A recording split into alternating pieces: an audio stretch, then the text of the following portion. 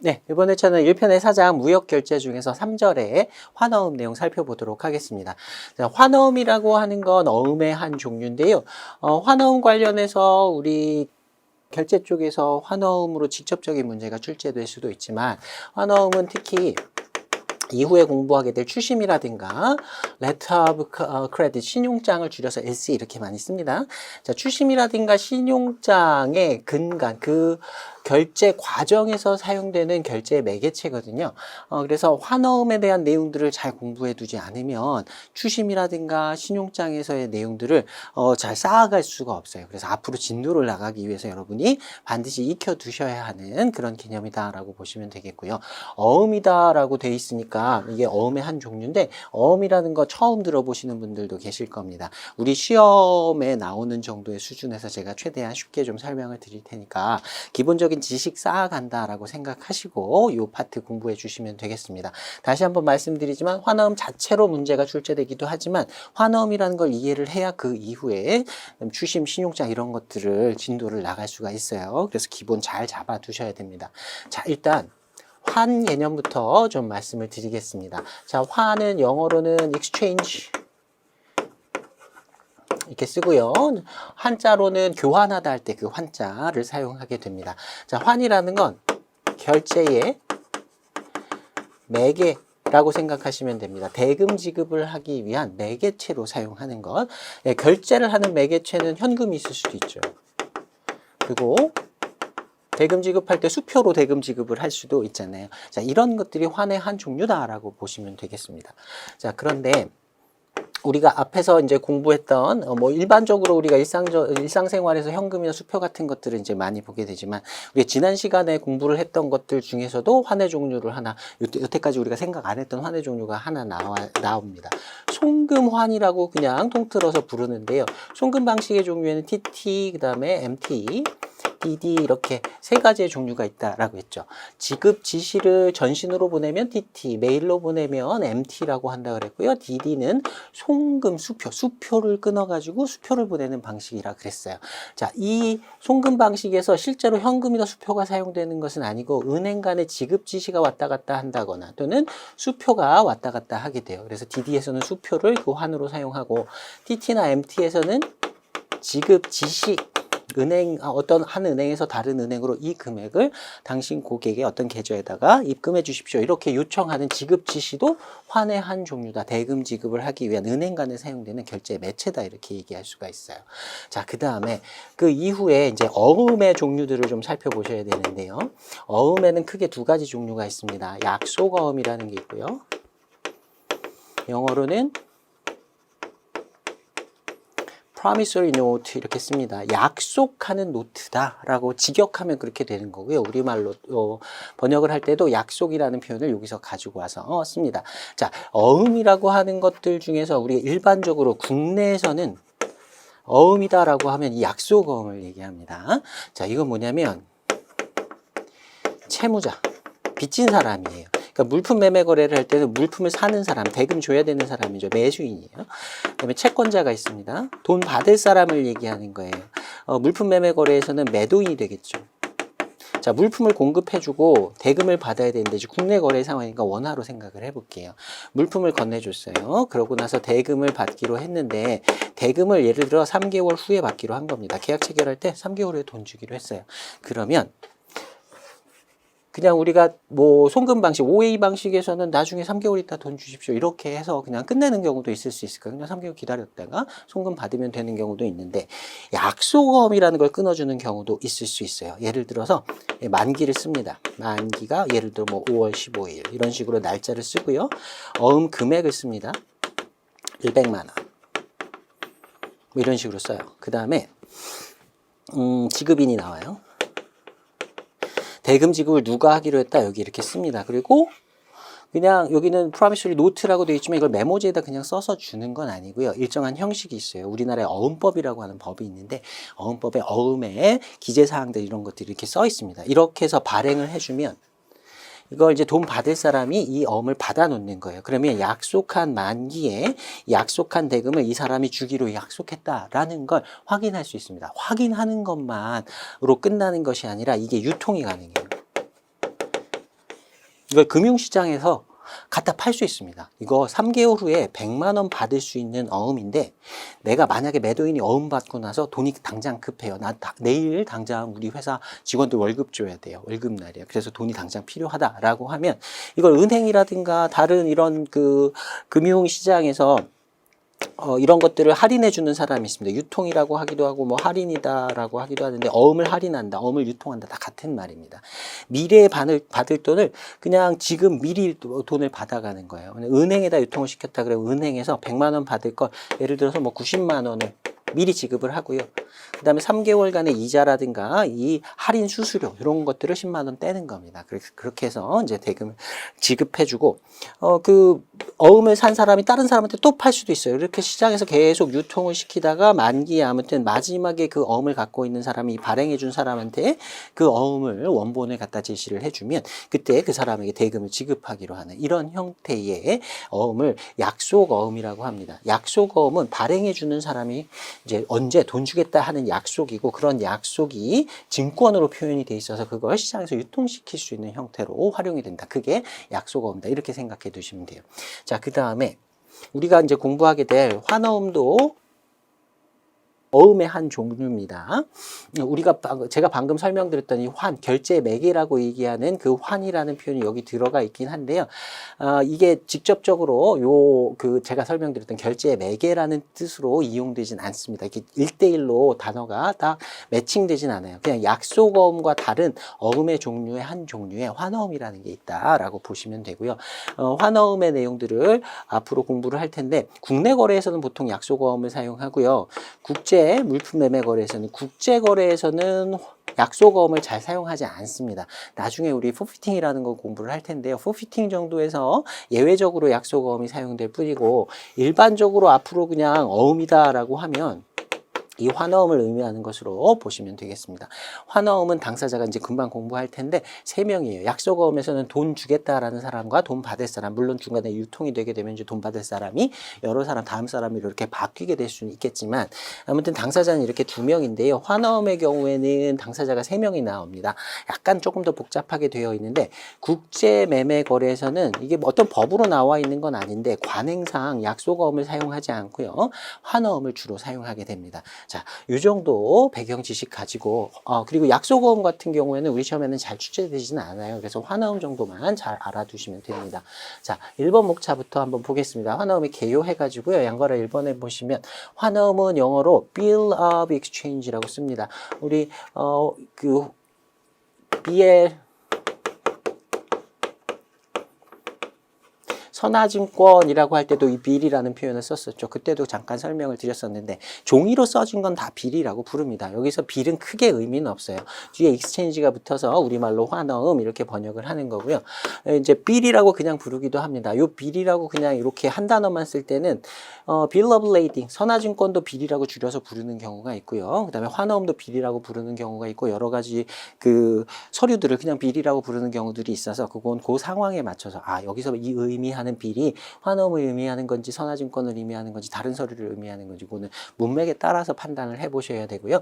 그다음에 드래프트라고도 줄여서 많이 부릅니다. 드래프트라고 할 때는 뭐 초안을 작성하다라고 할 때 우리가 드래프트라는 표현을 많이 쓰는데 환어음 드래프트라고 많이 불러요. 이 3가지 Bill of Exchange 이렇게 풀 네임으로 다 쓰는 경우도 있고 빌이라고 줄이는 경우도 있고 드래프트라고 줄이는 경우들도 있고 셋 다 거의 뭐 비중을 따지기 어려울 정도로 많이 사용되는 그런 단어들이 또 표현들이니까 셋 다 좀 익숙하게 만들어 주셔야 됩니다. 자, 환어음에는 발행인이라는 사람이 있고요. 그다음에 수취인이라는 사람이 있고 지급인이라는 사람이 있고 3명이 있어요. 자, 발행인이 지급인한테 요청하는 겁니다. 얼마의 금액을 언제 만기에 이 수취인으로 지정되어 있는 사람에게 지급해 주세요 라고 요구하는 증권을 환어음이라고 부릅니다. 약속어음에서는 발행하는 사람이 언제 오면 내가 돈 주겠다 약속하는 거 좀 간명하거든요. 근데 환어음에서는 돈 줄 사람이 발행하는 게 아니고요. 돈 달라고 요구하는 사람 따로 있습니다. 그리고 돈 줄 사람이 따로 있고요. 돈 받을 사람도 따로 지정을 하게 돼요. 이렇게 3명을 지정하게 되는데 요 표현을 동그라미 2번 보시면요. 그 영어 표현 나와 있는 게 있습니다. 그걸로 한번 살펴보도록 하겠습니다. 자, 동그라미 2번 밑에 보시면 박스 안에 영어로 정의가 하나 나와 있는데요. 이게 영국의 환원법에 나오는 Bill of Exchange Act라고 하는 법이 있어요. 줄여가지고 BEA라고 부르기도 하는데요. 참고로 알아두시면 좋겠습니다. 자, 영국의 국내법인데 환원과 관련된 법입니다. 자, 여기에 나오는 환원의 정의가 나와 있어요. 자, 요 정의가 그대로 시험에 나오기도 하니까요. 영어 표현까지 같이 좀 익혀두셔야 돼요. 그래서 이왕 이제 시험에 나올 내용이니까 영어로 된 표현을 가지고 기준으로 좀 정의를 정리해 두시면 좋을 것 같습니다.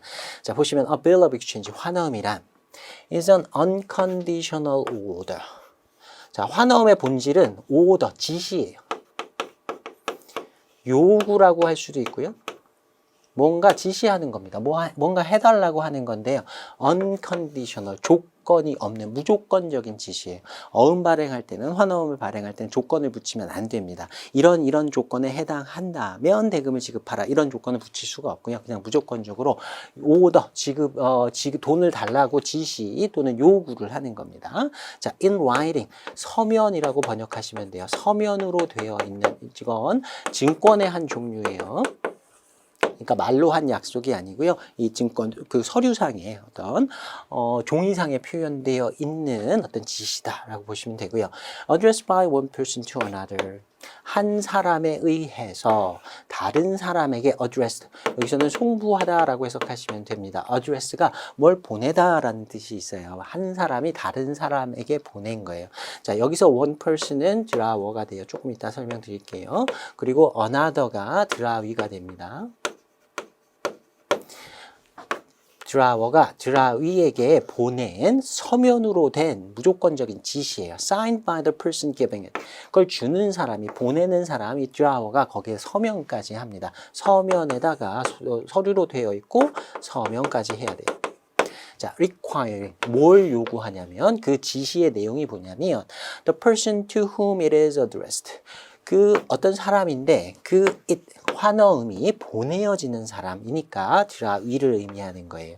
그 드라위에게 요구하는 겁니다. to pay, 지급하라고. 대금 지급을 요구하는 내용이 들어있어요. 그게 그 오더, 지시의 본질입니다. 발행하는 사람이 다른 사람에게 지시하는 거예요. 환어음 관련해서는요, draw라는 동사 잘 활용하시면 됩니다. draw가 그리다라는 뜻도 있고요. 서류 같은 것들을 발행하다라는 의미도 있습니다. 그래서 drawer 하면 발행인 이렇게 번역이 되고요. 환어음을 발행하는 사람이에요. 돈 주라고 요구하는 사람입니다. 그 발행인이 누구에게 지시를 하냐면 drawy, 발행을 당하는 사람이죠. 이 사람을 지급인이라고 합니다. 우리말로는 지급인이라고 하고 지시를 내리는 거예요. 뭘 지시하냐면 to pay. 지급하라고 지시를 내리는 겁니다. 자, on demand or at a fixed or determinable future time. 이 부분이 만기에 대한 내용이에요. 영어로는 maturity라고 합니다. 여기에다가 만기를 표시해요. 만기는 당사자들이 합의에 따라서 달라집니다. on demand 하면요, 요구 시. 일람불이라고 표현하기도 하고요. 요구불이라고 표현하기도 합니다. 요구하는 때 대금을 지급해라. on demand, 요구가 있는 때 to pay, 지급하라라는 의미로 직역을 하면 요구불이라고 되고요. 번역을 하고요. 또는 일람불이라고 번역하기도 해요. 일람이라는 말은 눈앞에 보여준다는 뜻이에요. 보여주면, 그 환어음을 보여주면 그때에 대금을 지급하라는 뜻이에요. or 또는 fixed or determinable future time이에요. 당장이 아니라 나중에 대금을 지급하는데 당사자들 간에 미리 정한 장래의 기일이라거나 또는 어떤 기준에 의해서 determinable, 결정될 수 있는 장래의 기일에. 그래서 만기가 일람불일 수도 있고요. 나중에 돈을 지급한다라고 하는 표현을 기한부라고 표현하기도 합니다. 자, 기한부로 그 환어음을 돈 달라고 요구하는 때, 앞에다 보여주는 때 대금 지급하기로 되어 있으면 일란불로 만기를 정한 것이고요. 또는 기한부로 정하면 기한부로 정할 때 그 나중에 날짜가 언제인지 환화음에다 미리 쓰기도 하고요. 어떤 경우에는 대금 지급이 뭘 기준으로 해서 며칠째 되는 날이다. 이런 식으로 기준만 정하고 이제 그 실제 만기일은 그 상황에 따라 달라질 수 있게 이렇게 씁니다. 그래서 아무튼 만기는 일란불일 수도 있고 기한부일 수도 있고 두 가지의 만기의 내용이 들어가요. 자, 그 다음에 a sum, certain, and money. 금전으로 된 어떤 금액을, 어음 금액을 얘기하는 겁니다.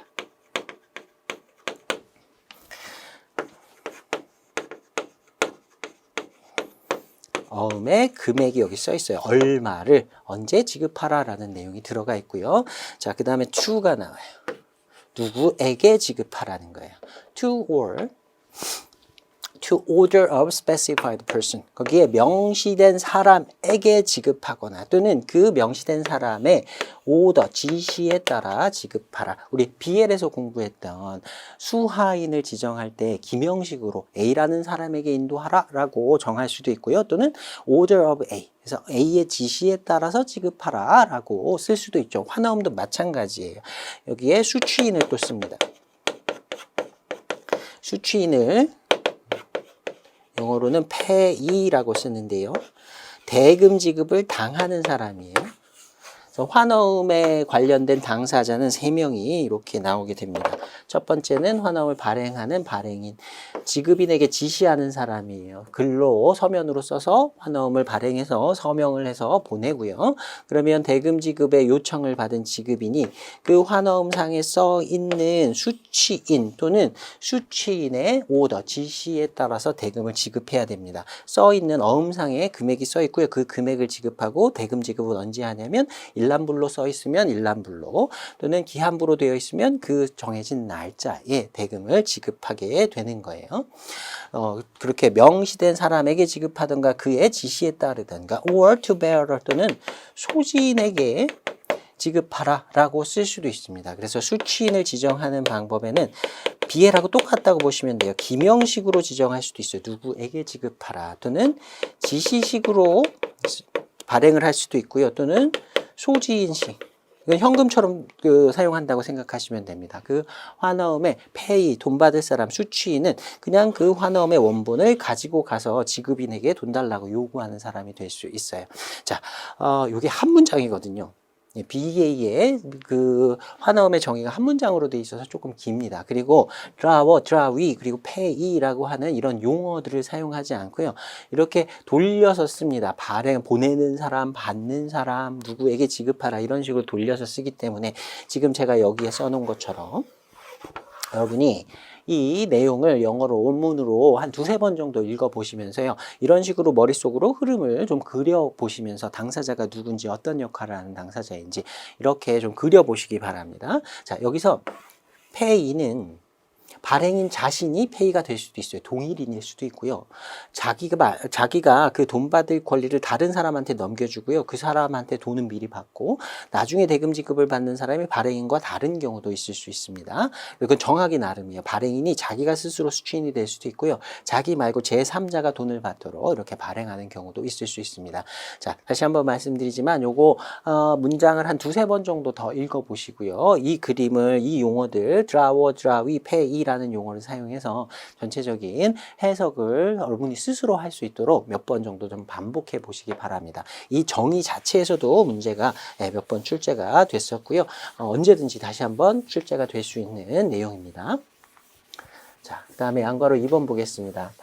헌화은 반드시 일정한 형식을 갖춰야 하는 요식증권이자 유통증권이다. 우리 BL에서 공부했던 BL의 법적 성질하고 동일한 내용들이 많다라고 보시면 돼요. 환어음 같은 경우에는 수표처럼 그냥 시장에서 유통을 시켜서 이거 가지고 가면 정해진 날짜에 정해진 대금을 받을 수 있다라는 표시이기 때문에 수표처럼 사용할 수가 있습니다. 그래서 요거는 그냥 발행 형식이 뭐 쓰는 사람마다 다 다르다라고 하면 시장에서 유통하기가 조금 어려울 거예요. 그래서 정해진 형식, 사실 폼이 정해진 건 아니고요. 법정 기재사항 이런 것들이 다 기재하도록 되어 있어요. 그래서 그런 것들이 기재가 되어 있지 않으면 환어음으로서 그 효력을 인정해 주지 않습니다. 그런 기재 사항들이 다 들어가 있어야 되고요. 유통증권, 예, 시장에서 사고 팔 수 있다라는 의미로 보시면 되겠습니다. BL을 다른 당사자한테 이렇게 돈 받고 팔 수 있듯이 환어음에서도 환어음의 대금 지급을 받을 수 있는 권리, 그 페이가 될 수 있는 자격을 다른 사람한테 돈 받고 미리 넘길 수도 있는 그렇게 유통이 가능한 유통증권입니다. 자, 앞에서 우리가 negotiation을 매입이다라는 표현으로 번역을 했었죠. 근데 어떤 경우에는 negotiation을 유통한다라는 의미로 번역을 하기도 합니다. 여기서 유통이라는 뜻은 시장에서 사고 판다라는 의미로 이해해 보시면 되겠습니다. 그래서 유식증권이면서 유통증권이면서 얘는 또 유가증권이다라고 얘기할 수도 있겠죠. 거기 어음상에 써 있는 금액을 받을 수 있는 나중에 현금처럼 수표처럼 사용할 수 있는 이런 기능이 있기 때문에 이게 경제적인 가치를 증권상에다 표시해 두었다라고 하는 의미에서 유가증권이다라고 얘기할 수 있어요. BL에서 우리가 공부했던 내용하고 거의 유사하게 내용들을 다시 한번 정리해 보시면 되겠습니다. 자, 그다음에 양괄호 3번 보시면요. 환어음도 그 발행했던 원본, 발행인이 발행한 원본을 이제 지급인에게 제시를 하고 대금 지급을 요구해야 되거든요. 그래서 한 통만 발행하면 분실이 될 수 있는 위험이 있어서 보통 이건 두 통을 발행합니다. BL 같은 경우에는 세 통의 원본을 보통 발행한다라고 했는데 환어음 같은 경우에는 보통 두 통을 발행해요. 사실 세 통을 발행해서 한 통은 발행인이 보관을 하고요. 나머지 두 통은 대금 지급의 용도로, 유통의 용도로는 두 통을 사용한다라고 보통 얘기하거든요. 그래서 세 통을 발행한다라고 해도 틀린 말은 아니에요. 근데 일반적으로 유통되는 것들은 두 통이다라고 보시면 되고요. 자, 그중 하나가 지급되면 나머지는 자동적으로 효력을 상실한다. 또 BL하고 완전히 똑같다고 보시면 돼요. 두 통 중에 똑같은 내용이 기재되어 있는 환어음이 두 통 중에 지급이 대금 지급해야 하는 드라위라고 했었죠. 드라위에게 이 중에 어느 한 통만을, 둘 중에 어느 한 통만을 제시하면 대금을 지급받을 수 있고요.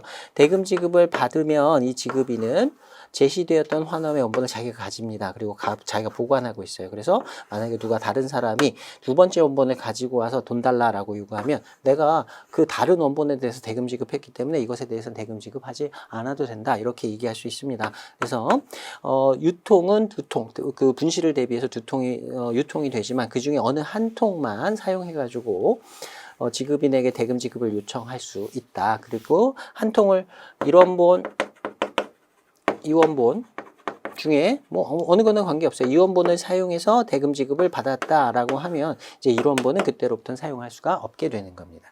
자, 그다음에 양괄호 4번 보시면요. 보통 이제 환어음은 추심 방식 그리고 신용장 결제 방식에서 수출자가 수입자에게 또는 은행에게 대금 청구하는 수단으로 사용이 됩니다. 그래서 앞에서도 말씀드렸듯이 이 환어음을 이해해야 나중에 추심이라든가 신용장 요 고래들을 이해할 수가 있게 되는 거예요. 지금은 환어음이 추심이라든가 신용장 결제 방식에서 그 지급 절차의 일부로서 사용이 된다라는 정도로 이해를 해 두시면 되겠습니다. 자, 2번 목차 보시면 환어음의 주요 당사자 되어 있고요. 처음에 나오는 게 발행인 드라워입니다. 환어음을 발행하고 서명하는 당사자를 말한다. 대금 지급을 요청하는 당사자죠.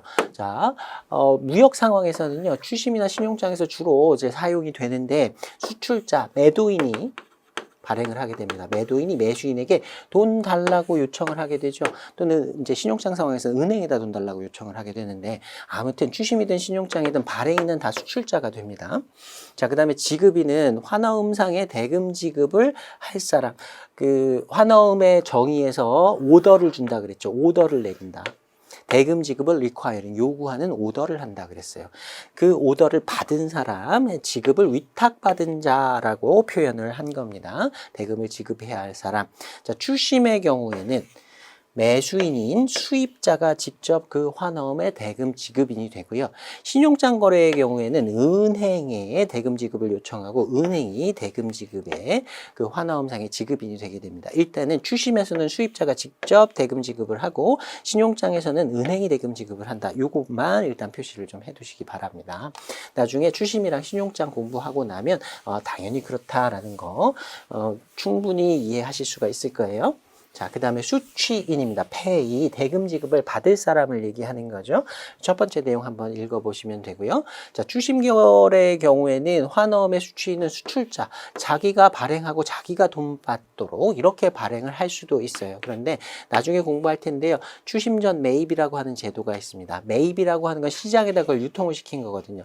매입은행이라고 표시가 되어 있는 이 은행이 그 환어음의 지급인이 될 자격을 산 거예요. 돈 주고 발행인한테 돈 받을 사람 페이의 자격을 산 은행이다라고 보시면 됩니다. 그래서 수출자가 드라워 발행인이 되고요. 나중에 수출자가 매입은행을 페이로 지정을 해줍니다. 그러면 드라워한테 나중에 이 은행이 돈을 받을 수가 있게 되는 거예요. 나중에 그냥 쉽게 생각하시면 매입이라는 표현이 들어가 있으면 이 은행이 환어음의 최종적인 수취인이다라고 생각하시면 됩니다. 자, 신용장 같은 경우에도 매입 신용장이라고 하는 그 신용장의 종류가 있거든요. 이런 경우에는 매입은행이라고 하는 은행이 등장하게 되는데 이 경우에도 마찬가지예요. 신용장 하에서도 매입은행이 있다라고 하면 그 매입은행이 수출자로부터 이 페이가 될 자격을 돈 주고 산 사람이다, 산 은행이다 이렇게 생각하시면 됩니다. 그래서 대금의 수취인은 수출자가 자기가 직접 수취를 할 수도 있고요. 아니면 매입은행한테 그 자격을 넘긴 경우에는 매입은행이 수취인의 자격을 가지게 됩니다. 물론 은행이 아니어도요. 다른 사람이 이거 환어음을 사겠다라고 하면 그 사람 앞으로 이제 수취인의 자격을 넘겨주고 환어음을 팔 수도 있어요. 근데 보통은 이제 은행에다 팔기 때문에 이렇게 매입은행이라는 표현들이 나오게 되는 거고요. 지금 매입은행이라고 하는 상황이 잘 이해가 안 간다라고 하셔도 괜찮습니다. 아직 우리가 추심이나 신용장 공부를 안 했으니까 나중에 이 내용 더 살펴보도록 하겠습니다. 자, 그 다음에 3번 목차 보시면 환어음의 양도 되어 있어요. 자, 양가로 1번 보시면 환어음의 양도 방법. 환어음을 양도 다른 사람한테 넘겨준다는 거죠. 페이의 자격, 돈 받을 사람의 자격을 매도인이 다른 사람한테 넘겨주는 걸 환어음의 양도다라고 이해하시면 되고요. 자, 환어음은 유통 가능하다. 시장에서 사고 팔 수 있는 그냥 수표와 같은 기능을 한다라고 보시면 되고요. 유통 가능한 유가증권이다. 그래서 수취인 또는 지시인이 표시되어 있는 기명식 그 다음에 지시식, 배서에 의해서 소지인식, 백지식은 교부에 의해서 소지인식하고 백지식은 BL에서 배웠던 그 내용 그대로 생각하시면 됩니다. 갖고 있는 사람이 권리자예요. 그 권리자가 누군지 명시가 안 돼 있어요. 그냥 갖고 있는 사람, 베어러다, 소지인이다 라고 되어 있으면 그 환어음을 지금 소지하고 있는 사람이 페이가 되는 거고요. 그리고 페이란에, 돈 받을 사람란에 그냥 빈칸으로 되어 있다. 이것도 소지인식하고 동일한 것으로 보시면 되겠습니다. 자, 이런 경우에는 배서 같은 것들 필요 없고요. 그냥 환어음만 넘겨주면 되는 거예요. 현금하고 똑같이. 그런 경우에는 백지식, 소지인식의 환어음은 다른 사람한테 넘겨주면 그 돈 받을 자격이 그냥 넘어간다라고 보시면 되겠습니다. 자, 양가로 2번 보시면 엔도스먼트 배서 나와 있는데요. 우리 환어음 선화증권에서 공부했던 배서의 내용하고 동일하게 보시면 됩니다. 일정 사항을 기재해서 뒷면에다가 다른 사람에게 그 권리를 양도한다라는 취지의 내용을 쓰고요. 서명을 하는 거예요. 또는 서명해서 유통하는 것, 다른 사람한테 파는 것을 이제 배서라고 한다. 자, 기명식 배서, 수취인이 누군지를 적는 겁니다. 수취인의 명칭을 기재하는 방식. full endorsement 또는 special endorsement라고 했고요. BL에서도 유사한 표현을 사용했습니다. 자, 그 다음에 지시식 배서, 피배서인이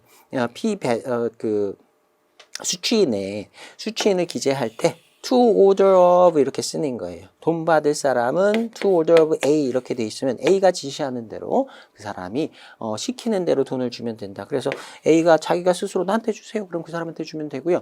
또는 A가 다른 사람에게 B에게 만약에 이거를 배서해서 양도하고 싶다라고 하면 배서해가지고 다음에 돈 받을 사람은 to the order of B다 이렇게 쓰고요. 거기다가 서명을 이렇게 해주면 되는 겁니다. 그런 식으로 계속해서 유통, 양도를 할 수가 있게 되는 거예요. 자, 비해라고 다른 점은요. 기명식의 BL은 우리가 유통 불능으로 본다라고 했어요. 근데 환어음의 경우에는 기명식의 경우도 유통이 가능하다라는 걸로 보시면 되겠습니다. 기명식의 환어음도 배서를 통해서 양도가 가능하다. 그게 BL과 좀 다른 점이에요. 자, 그 다음에 소지인식, 백지식, 우리 BL에서 배웠던 거하고 동일하게 보시면 되겠습니다. 자, pay, 돈 받을 사람이 누구냐? 그냥 bearer라고 써 있는 거예요. 소지인이다. 그럼 그 사람이 돈 받을 수 있고요. 백지식은 blank endorsement, 그냥 괄호로 되어 있는 겁니다. 빈칸으로 되어 있는 거예요. 그러면 결국에 bearer하고 똑같다. 갖고 있는 사람이 수취인이 된다.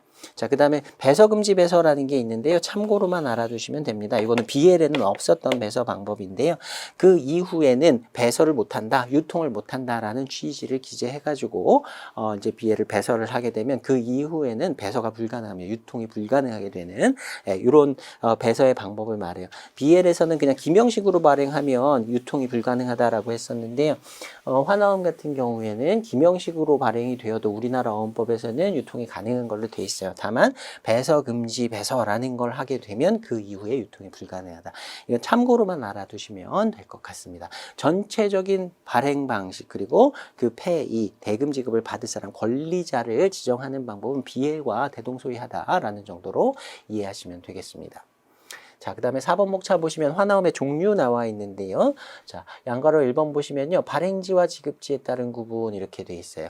자, 첫 번째는 내국 화나음 돼 있는데요. domestic bill 또는 inland bill이라고 합니다. 발행지와 지급지가 같은 국가 내인 경우를 내국 화나음이라고 해요. 그래서 발행인이 위치해 있는 국가와 지급인이 위치한 국가가 동일한 국가라고 생각하시면 됩니다. 근데 국내 거래를 할 때는 화나음을 잘 사용하지 않습니다. 약속어음을 주로 사용하기 때문에 많이 없고요. 주로 우리가 이제 보게 될 건 외국 화나음이에요. Foreign Bill of Exchange라고 되어 있는데요. 발행지와 지급지가 서로 다른 국가인 경우를 이제 외국 화나음이라고 합니다. 발행지는 수출국일 거예요. 수출국에서 돈 달라고 요구하는 수출자가 발행을 해주고, 그 다음에 지급인은 수입국에 있겠죠. 수입국에 대금 지급을 할 당사자가 있을 거예요. 그래서 발행하는 국가와 그 다음에 지급하는 국가 서로 다른 경우 대부분의 우리가 앞으로 살펴보게 될 화너음은 다 외국 화너음에 속한다라고 보시면 되겠습니다. 자, 그 다음에 양가로 이번에 보시면 상업서류의 동반 여부에 따른 구분 이렇게 되어 있는데요. 자, 무화너음과 화화너음 이렇게 두 가지로 나누어 볼 수가 있습니다. 자, Clean Bill of Exchange라는 건요, 화너음만 유통이 되는 경우, 화너음만 매도인으로부터 매수인에게 건너가는 경우를 Clean Bill of Exchange라고, 무화환어음이라고 합니다. 자, 운송 서류와 같은 선적 서류 없이, 여긴 발행된이라고 표현이 되어 있는데요. 발행된이라기보다는 선적 서류 없이 사용되는 화너음이다. 발행 시에는 뭐 화너음이든 무화너음이든 종류를 이렇게 구분해서 쓰는 경우는 필요하진 않아요. 그냥 어음은 그냥 겉으로 봤을 때는 이게 화화너음인지 무화너음인지는 모릅니다. 어음이라고 화너음이 있는데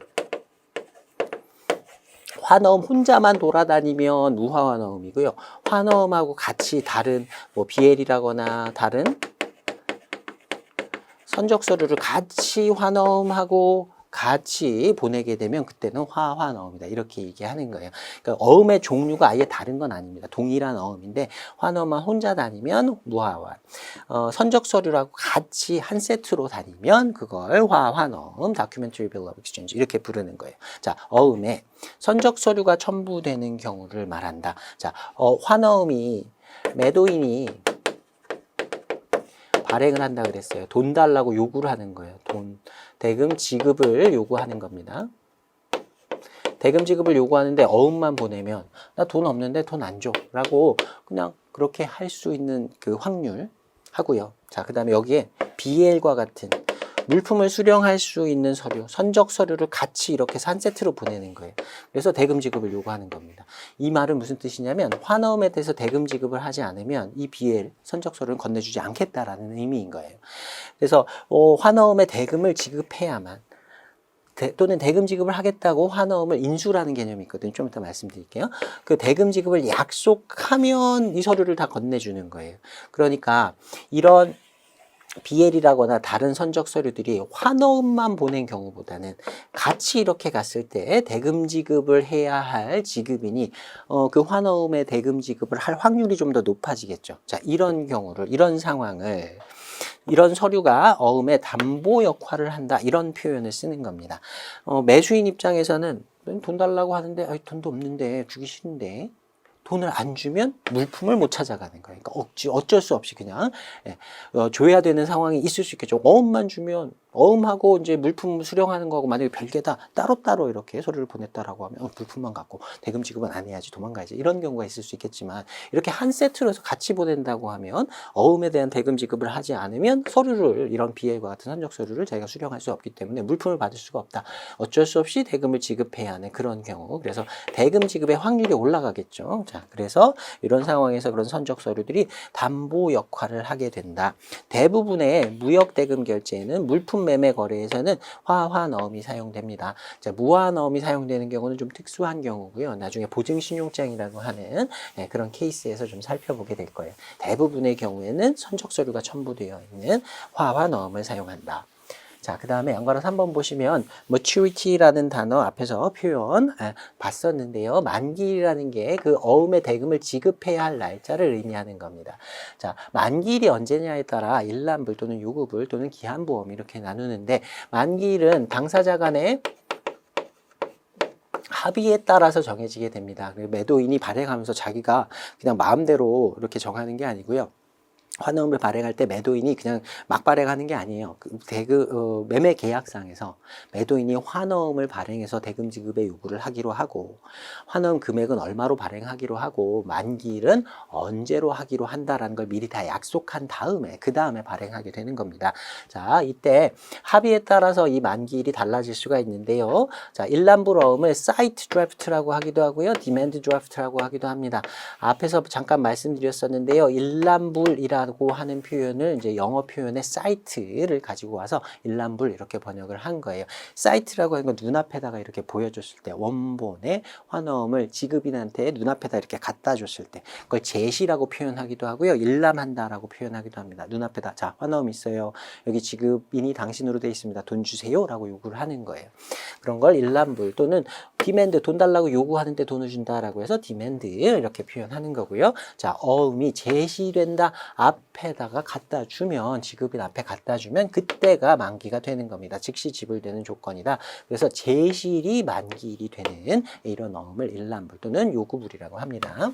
자, 그 다음에 기한부어음. 기한부어음을 부르는 영어 표현이 4가지가 있는데요. 다 기억해 두셔야 됩니다. 자, 4가지가 있으니까 다음 중 기한부어음에 속하지 않는 것은 이 중에 term 하나 빼고요. 사이트. 이런 식으로 넣어놓고 하나 골라라. 문제 만들기 너무너무 쉬워요. 물론 아주 간단한 문제지만 이런 문제가 나오기도 합니다. 실제로 아주 간단한 문제. 한 5초 안에 풀 수 있는 이런 문제죠. 자, 이 중에서 이제 기한부어음을 표시할 때는 4가지의 표현 중에 어떤 걸 사용해서 문제를 낼지 몰라요. 그러니까 4가지를 다 익혀 두셔야 됩니다. tenor, usance, time, term 다 4가지 전부 다 기한부를 의미하는 단어가 됩니다. 자, 기한부어음이라는 건 어음의 제시일이나 또는 기준일이 따로 정해져 있어요. 물론 이것도 합의에 따라 정하는 거예요. 일정 기간, 그러니까 그 환어음을 갖다 준 때 일람불이 아니라 나중에 대금 지급을 하기로 되어 있는 어음을 말하는 거고요. 후지급이니까 일람불의 어음이 발행되는 경우와 달리 기한부 어음이 발행되는 경우에는 매수인 측에서 대금 지급할 날짜가 즉시가 아니라 나중이 되는 거니까 후지급에 속한다라고 보시면 되겠습니다. 매수인 쪽에 좀 유리한 조건으로 합의를 한 경우에 후지급을 하기로 한 경우에 기한부 어음이 발행되는 것이다 라고 보시면 되겠고요. 자, 이런 기한부 어음에도 종류가 몇 가지가 있는데요. 첫 번째 나오는 게 after sight이라고 표현하는 일람 후 출급 또는 일람 후 정기 출급이라고 표현되는 형태의 어음입니다. 자, 중간에 보시면 뭐 인수라는 표현인데 잠깐 이따 설명드리고요. 이런 식으로 발행을 하는 거예요. 약어를 이렇게 씁니다. 요거 읽으실 때요. days after sight이라고 읽으셔야 돼요. 이렇게 몇 번 연습해 보시기 바랍니다. 시험에 그냥 이렇게 나올 수 있어요. 자, 환어의 만기가 다음과 같다. 이렇게 써 있는 거예요. 그럼 30 days after sight. 자, 30일 후인데요. after sight이래요. 일람 후 30일입니다. 자, 이 말은 무슨 말이냐면 이런 조건의 만기가 써 있는 환어음을 수취인이 대금 지급을 요구하는 수취인이나 또는 그의 대리인이 지급인에게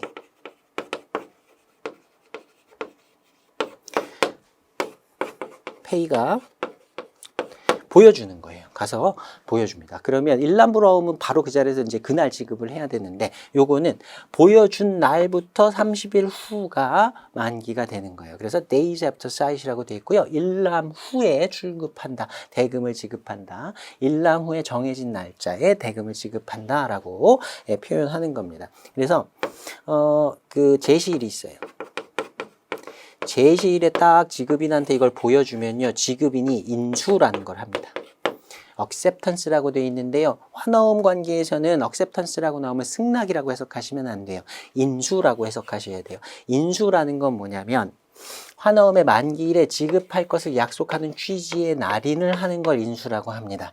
자, 나한테 만기가 30 days after sight이고 여기에 환어음 금액이 써있겠죠. 뭐 예를 들어 $100 이렇게 써있다라고 하면 그 환어음의 지급인이 이걸 제시를 받고 난 다음에 30일 후에 오면 내가 $100를 지급하겠다라는 내용의 어떤 서명 같은 걸 하고 그 환어음의 원본을 다시 주는 거예요. 수취인한테. 그러면 수취인이 그 원본을 그 인수를 받은 지급인이 돈 주겠다고 약속을 했죠. 약속한 그 서명을 받은 환어음을 가지고 있다가 만기에 다시 가는 겁니다. 만기에 가서 그 30일이 되는 날에 가서 다시 제시를 하면 그 날짜의 대금을 지급해주는 그런 형식으로 이용되는 것이 일나무 정기 출급이에요. 자, 전체적인 흐름 한번 혼자서도 이 텍스트 읽으면서 다시 한번 좀 확인해 보시기 바랍니다. 자, 어음에는 30 days after sight 이렇게 기재가 만약에 되었다라고 하면 가서 제시를 하는 거죠. 제시를 하게 되면 그때 인수라는 걸 해준다. 지급인이. 인수라는 건 그 날짜에 만기에 정해진 금액을 주겠다라고 하는 약속이다. 인수를 받은 환어음을 다시 가지고 있다가 만기에 다시 제시를 하고 약속한 그 금액을 받아오는 방식이다. 자, 이걸 after sight, 일나무 정기 출급 방식이라고 한다. 자, 그 다음에 발행 일자 후 정기 출급이라는 방식도 있어요. after date이라고 표현을 하는데요. 이런 식으로 쓰는 겁니다. 30 days after date. 이런 식으로 약어로도 써요. 이렇게 써 있으면 days after date 이렇게 읽으셔야 돼요. 30일 후인데요. 어떤 날짜로부터 30일 후래요. 이때 date는 뭐냐면 발행일. 환어음의 발행일을 기재하도록 되어 있거든요. 그 발행일로부터 30일이 되는 날이 만기가 되는 겁니다. 자, 이런 경우에는 인수가 필요 없어요. 환어음의 발행일이 있겠죠. 발행일로부터 30일이 되는 날에 지급인한테 갖다 그냥 제시를 하면 그 날짜에 대금 지급을 해주도록 되어 있는 거예요. 그러니까 after sight인 경우에만 인수가 필요하고요. 뭐 일자 후 정기 출급 같은 경우에는 발행일로부터 며칠이다라고 되어 있으니까 인수는 필요 없고 그 날짜에 가서 그냥 대금을 받으면 되는 거예요. 자, 그 다음에 기타 방법에는 date of shipment 이런 것들을 만기로 하는 경우도 있습니다. 30 days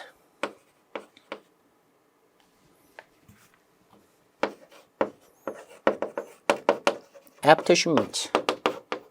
선적 후 30일이 만기다. 이런 식으로 쓴다든가 30 days after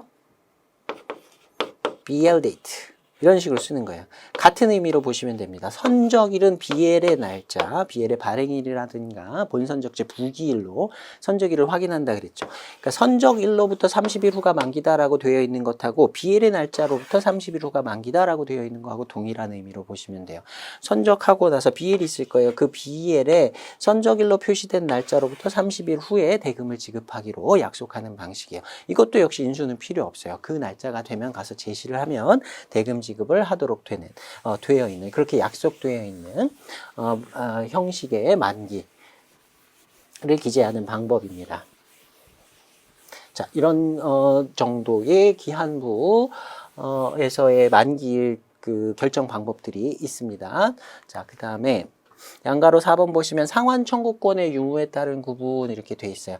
상환 청구권, 그 다음에 이 상환 청구권을 소구권이라고 하기도 합니다. 그걸 영어 표현으로 recourse라고 해요. 이거 무슨 상황이냐면요. 발행인이 있어요. 발행인이 있고 페이가 있고 드라비가 있습니다. 자, 발행인이 지급인에게 요구하는 거죠. 페이한테 정해진 만기일에 정해진 금액을 여기 페이로 지정되어 있는 사람에게 주라라고 요구를 하는 거예요. 만약에 이걸 유통을 시켰어요. 발행한 매도인이 자기가 직접 대금을 안 받고요. 예를 들어 이게 뭐 30 days after sight 이런 식으로 발행이 되어 있는 만기가 발행이 되어 있는 일나무 정기 출급의 환어음이다 라고 한번 예시를 들어볼게요. 자, 발행을 한 다음에요. 드라위한테 파는 겁니다. 이게 $100짜리 환어음인데 30일 후에 $100 받을 수 있는 환어음을 발행하면서 페이한테 판 거예요. 그러면서 대금 지급을 먼저 한 겁니다. 예를 들어서 $90를 먼저 주고 그 한 달간의 이자하고 수수료 이런 것들 떼고 페이가 이 환어음의 대금 지급받을 자격을 산 거예요. 그러고 나서 가서 제시를 합니다. 제시를 하고 나면 30일 그때 이제 인수를 해줘야죠. 억셉턴스를 해주고 30일 후에 대금을 지급을 해줘야 돼요. 근데 가서 제시를 했는데 지급인이 인수도 안 해준다. 안 만나준다. 이런 경우가 있을 수 있어요. 또는 인수까지는 해줬는데 약속한 30일 후에 같은 지급을 안 해주는 거예요. 대금 지급을 안 해준다. 라고 한다면 이 페이는 나 돈 날렸네? 라고 그냥 끝나는 게 아니고요. 자기한테 그 환어음을 팔았던 사람에게 다시 쫓아갈 수 있습니다.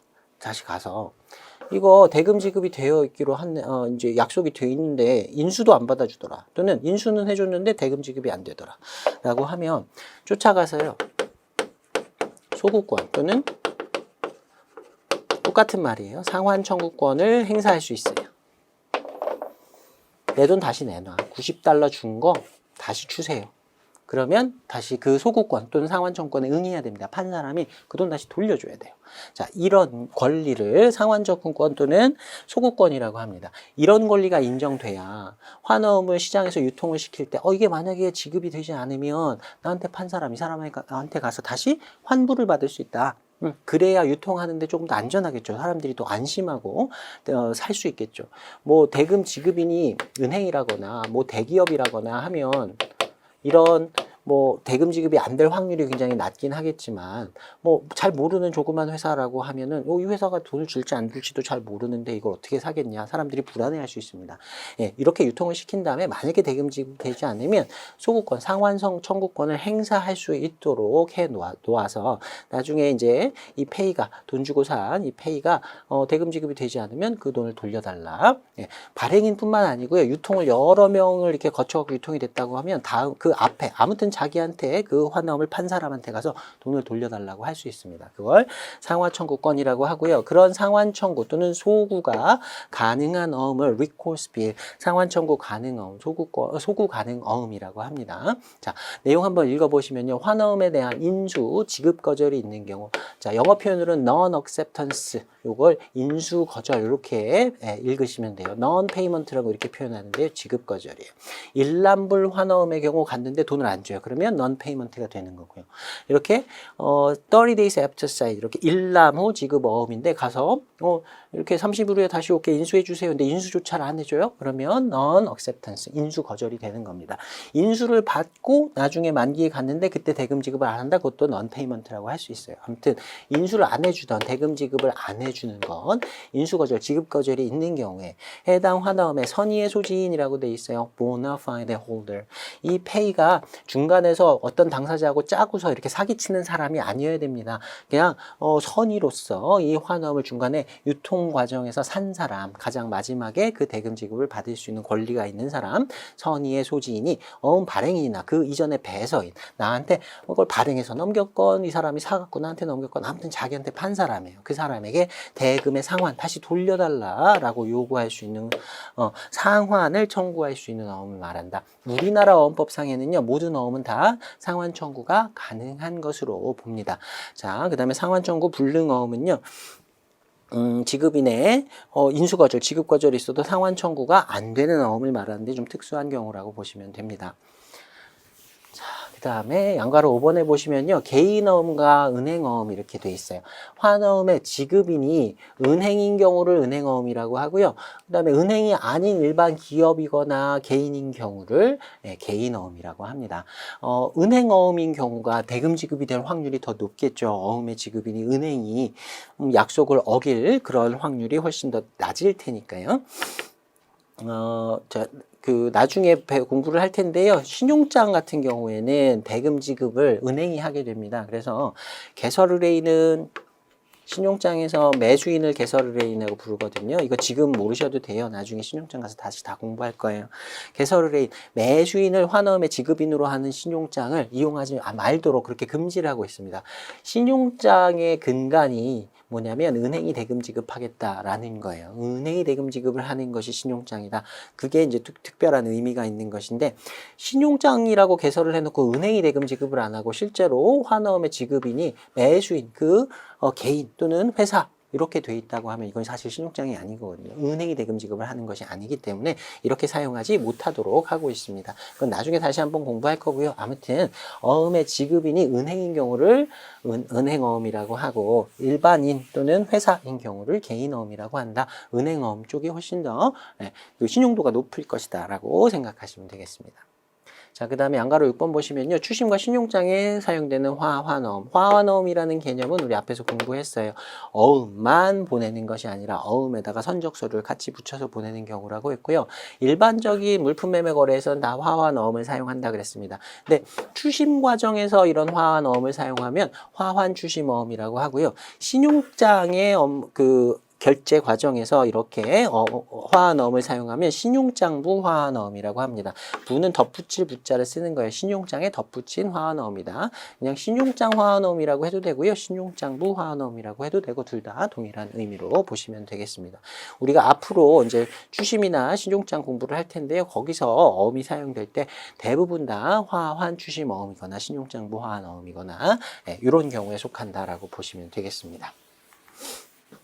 자, 그 다음에 5번 목차 보시면요. 환어음의 기재사항 이렇게 돼 있어요.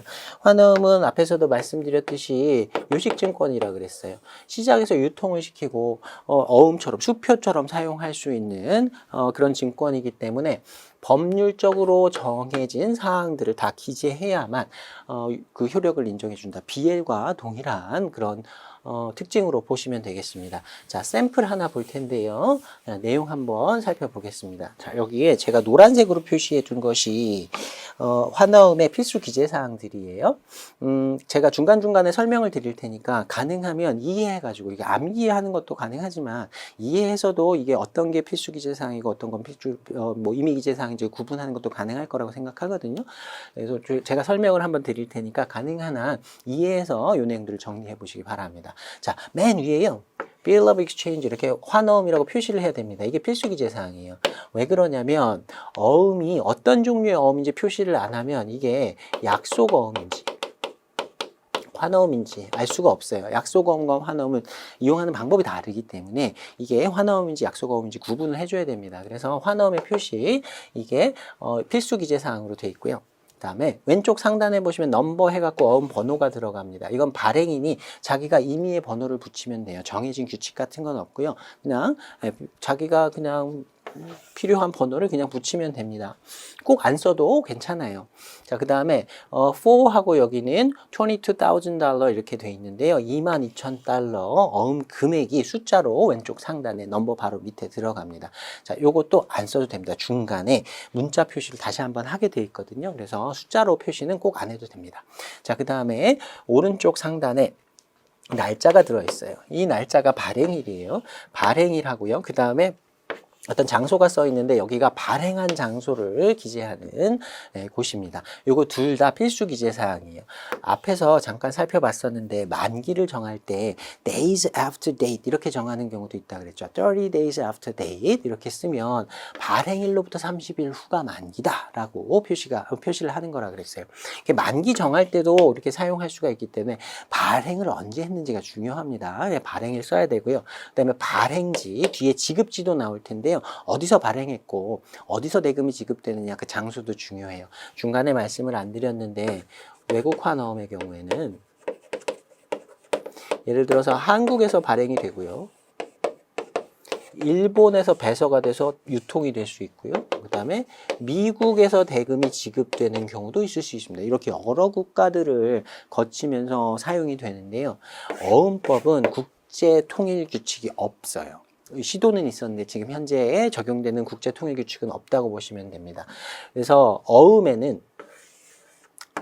환어음에는 국내법이 적용돼요.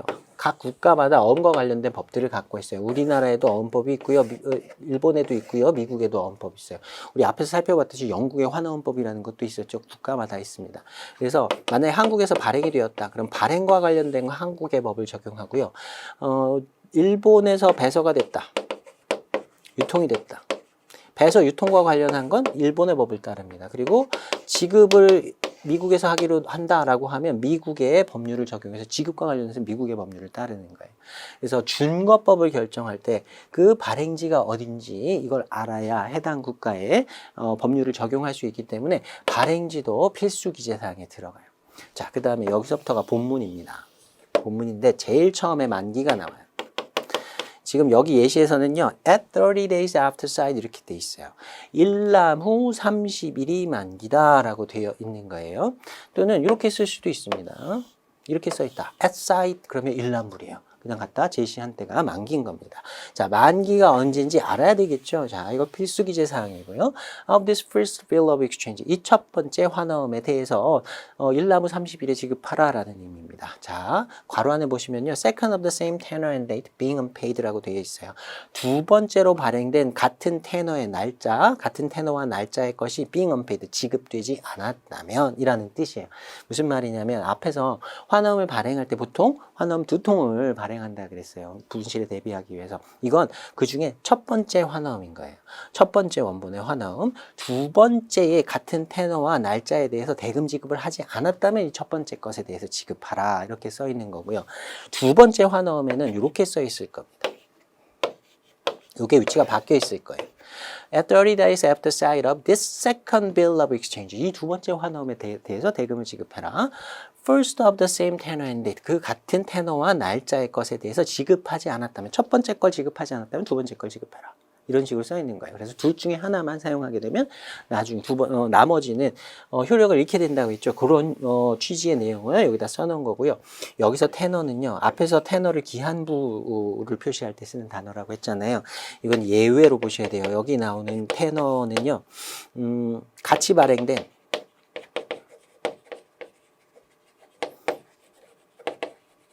원본 중에 한 통을 또 테너라고 불러요. 여기서는 같이 발행된 원본이라는 뜻이에요. 같이 발행된 원본이니까 발행일도 같겠죠. 그것에 대해서 대금 지급하지 않았다면 이라는 뜻입니다.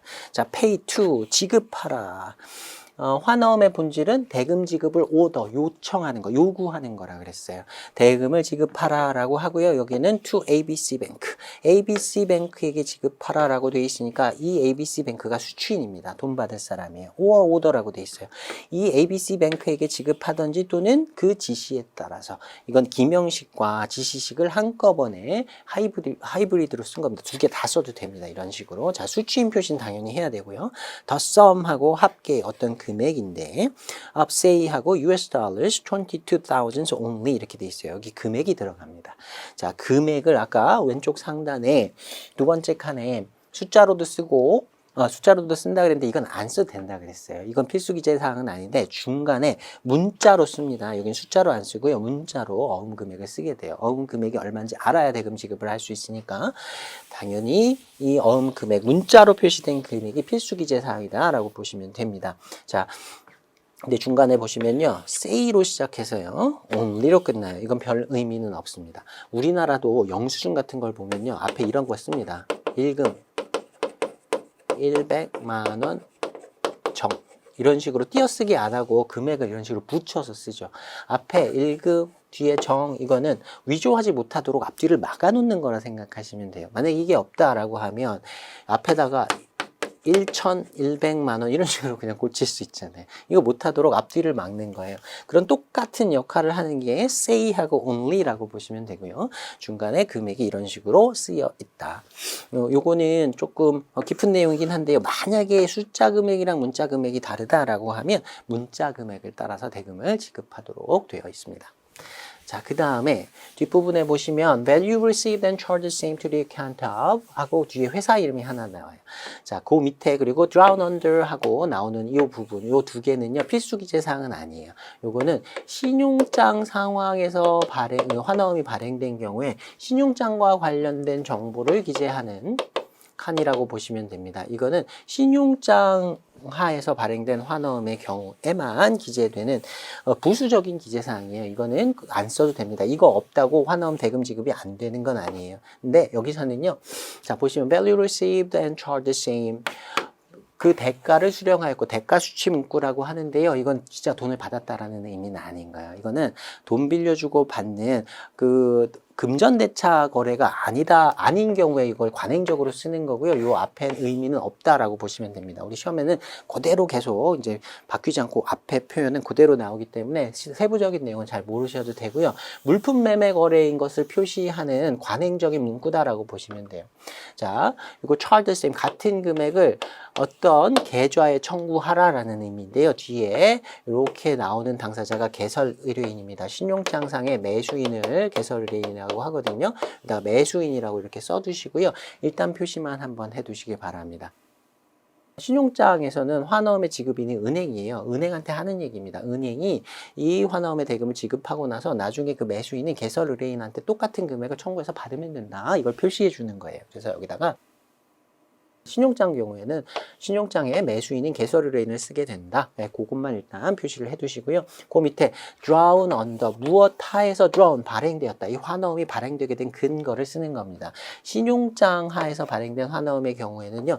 이렇게 은행 이름 같은 게 나와요. 이 신용장을 개설한 개설은행, 그 다음에 신용장 번호 이런 것들 나오고요. 그 다음에 신용장을 개설한 날짜 이런 신용장과 관련된 정보들이 여기 다 들어가게 됩니다. 자, 요거는 신용장 하에서 발행된 환어음 에만 들어가는 내용이라서 필수 기재 사항은 아니다. 지금 우리 신용장을 아직 공부하지 않았기 때문에 자세한 내용은 잘 모르셔도 됩니다. 자, 맨 밑에 왼쪽 하단에 보시면요. to 이렇게 돼 있어요. 환어음을 편지라고 생각해 보세요. 이 편지를 to 하고 써 있으니까 이 사람이 받는 사람이에요. 환어음을 받는 사람이 어떤 사람이라고 그랬죠? 대금을 지급해야 하는 사람이라고 그랬어요. 여기가 지급인입니다. 지급인 자리가 여기 들어가요. 돈 누가 줘야 되는지 정해줘야 되겠죠. 당연히 필수 기재 사항이고요. 여기는 XYZ 뱅크 뉴욕 맨하튼 오피스라고 돼 있어요. 여기에 XYZ라는 은행이 이거는 신용장에서 발행된 것이기 때문에 지급인이 은행으로 나와 있어요. 아무튼 이 자리가 지급인이다. 그리고 뒤에 이제 주소 같은 게 나와 있습니다. 여기가 지급지예요. 오른쪽 상단에는 발행지가 써 있었는데요.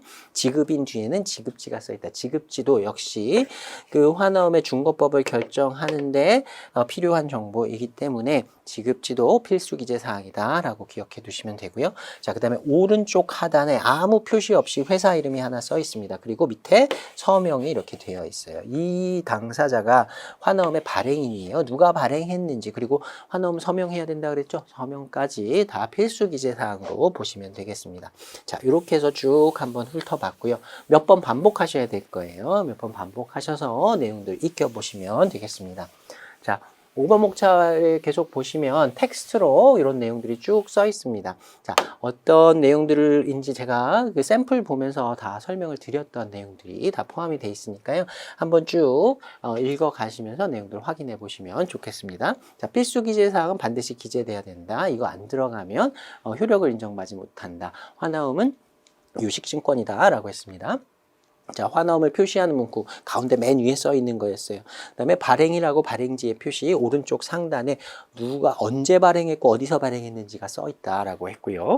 자, 그 다음에 지금 만기일이 본문 시작할 때 우리 아까 봤던 환어음의 경우에는 일남 후 정기 출급의 경우였어요. at 30 days, at 60 days after sight 이런 식으로 써 있고요. 일남 출급 환어음 같은 경우에는 at sight이라고 써 있겠죠. 그런 식으로 만기가 제일 처음에 표시가 된다. 기한부의 경우에는 at 30 days after sight 이렇게 써도 되고요. at 30 days after date 이렇게 써도 되고요. at 30 days after BL date 이런 식으로 기준을 삼을 수가 있다라고 했었죠. 자, 그 다음에 지급하라라는 표현이 나온다 그랬어요. 중간에 pay to 하고 수취인 나오는 자리, 그 앞에 pay to 요게 이제 무조건 대금 환어음은 무조건적이어야 하고 대금 지급의 지시다라고 했고요. 그 표현이 이렇게 나온다. 그다음에 문자로 표시된 어음 금액도 필수 기재 사항이다라고 했습니다. 그리고 왼쪽 하단에 누가 지급해야 한다 to 다음에 나오는 당사자 그게 지급인이었고요. 지급인 뒤에 써 있는 주소가 지급지다. 지급지도 준거법 결정하는데 필요하기 때문에 필수 기재 사항이고, 그다음에 오른쪽 하단에 발행인의 이름이 써 있고 서명이 돼 있다. 자, 여기까지가 필수 기재 사항이었어요.